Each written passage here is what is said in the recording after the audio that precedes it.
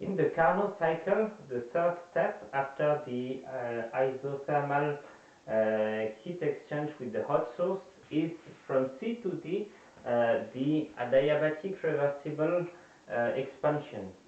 So what kind of things do we usually use for an expansion? It would be a turbine, so that we can recover the work that is provided from the expansion of the fluid.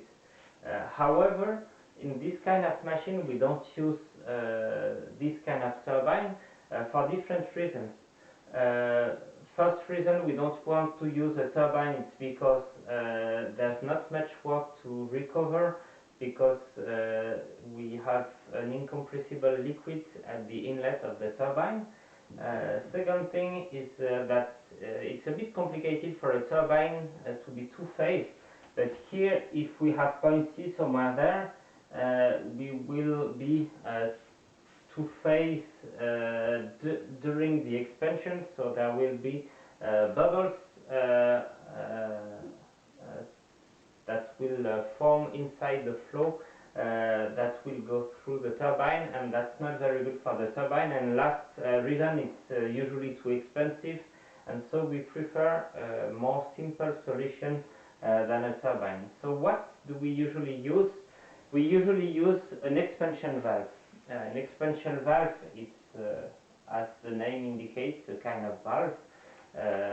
So it's from a hydrodynamic point of view, it's a singularity in which the flow will just have a pressure drop, and so all the expansion and the decrease of pressure will be due to irreversibilities and entropy creation. So in that case we don't recover any work, and there will be some entropy creation during this step.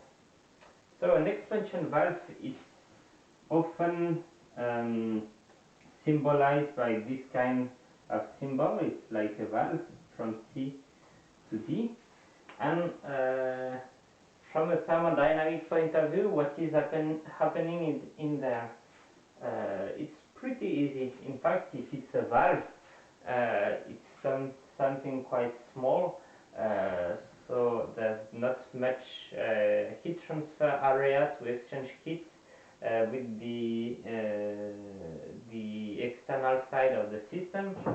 So we can say that the heat exchange can be considered as zero. And the other thing is that there's no technical work exchange, because there's no moving parts. So we can say also that the technical work from C to D is equal to zero. What can we do with this? We can just apply the first principle of thermodynamics, and in an open system between inlet and outlet and at steady state, the sum of the heat exchange plus the technical work exchange is equal to the enthalpy, specific enthalpy variation, and so this is equal to zero because these two terms are equal to zero. So the expansion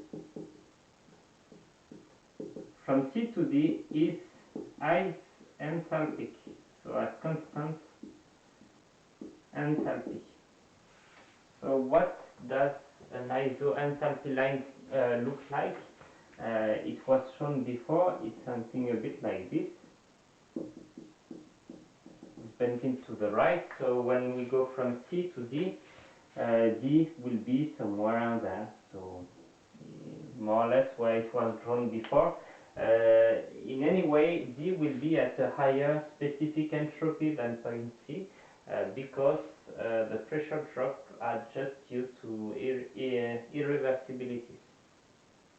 So that's for the third component of the machine.